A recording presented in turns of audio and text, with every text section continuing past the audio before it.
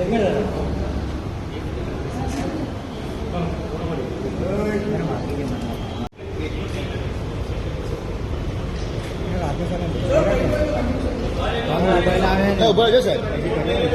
લોકો મોટાભાગની જે જગ્યાઓ પસંદ કરતા જેમાં રેલવે સ્ટેશન, બસ સ્ટેન્ડ, પછી શાકભાજીની જગ્યાઓ અથવા તો કોઈ એવી જગ્યાઓ જે વધારે પડતી ભીડભાડવાળી જગ્યાઓ હોય એ જગ્યાઓમાં ટાર્ગેટ કરવામાં આવતા હતા. ત્યાં સહેલાઈથી એ લોકો મોબાઈલ ચોરી કરી શકે અને પછી પોતે મોબાઈલ ચોરી કર્યા પછી ત્યાંથી બીજો એમનો માણસ આજુબાજુમાં હોય એ માણસને મોબાઈલ આપી દેવામાં આવે. એ વ્યક્તિ પછી જે સ્ટોરેજ કરવાની જગ્યા છે ત્યાં સ્ટોર કરી આપે અને પછી ફરીથી એ જ માણસોની આજુબાજુ ઇર્દ ગિર્દ રહે તાકી ચોરી થયેલો મુદ્દામાલ જે છે તાત્કાલિક સેફલી બીજી જગ્યાએ પહોંચાડી શકાય.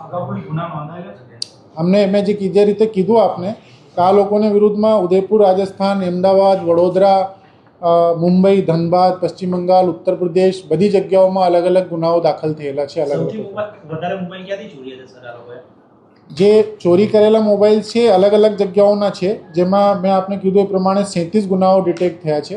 જેમાં રાજસ્થાનના પણ 2, ઉદયપુરના છે, આપણે અમદાવાદના છે, વડોદરાના છે, પછી આપણે અહીંયા સુરતની અંદર પણ આપણે 20 ગુનાઓ જે રજીસ્ટર કરવા જઈ રહ્યા છે, ઓલરેડી રજીસ્ટર થયેલા છે અને અમુક વાર રજીસ્ટર કરવા જઈ રહ્યા છે.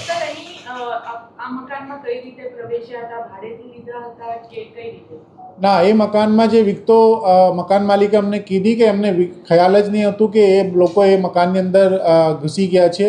પોતાનું જે લોક મારેલો હતું એ લોક એમને તોડી અને પોતે અંદર જતા રહ્યા હતા. તે વખત જ્યારે પોતાનું મકાનનું ઇન્સ્પેક્શન કરવા ગયો તો એમને આ જોઈને આશ્ચર્ય પામ્યું કે આ મકાન તો મેં ભાડે આપેલું નથી, એમાં લાઇટ ને પંખા કઈ રીતે ચાલે છે.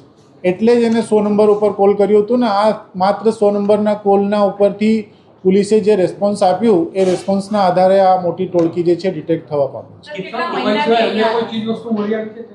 ના, ત્યાંથી મોટાભાગની એમના જે પહેચાન પત્રો અને બાકીની વસ્તુઓ છે એ જ જોવામાં આવી છે. મોટાભાગના મોબાઈલ્સ જે છે રિકવર કરવામાં આવ્યા. કેટલા સમયથી આ રૂમની અંદર હતા આ લોકો સર? એ લોકો જે વિકતો સામે આવી છે એ પ્રમાણે લગભગ 1-1.5 મહિનાથી અહીંયા સુરતની અંદર સક્રિય થયા હતા અને એ 1-1.5 મહિનાની અંદર જે 110 મોબાઈલ્સ આ લોકોએ ચોર્યા હતા એ બધા જ અમે રિકવર કરી લીધા છે.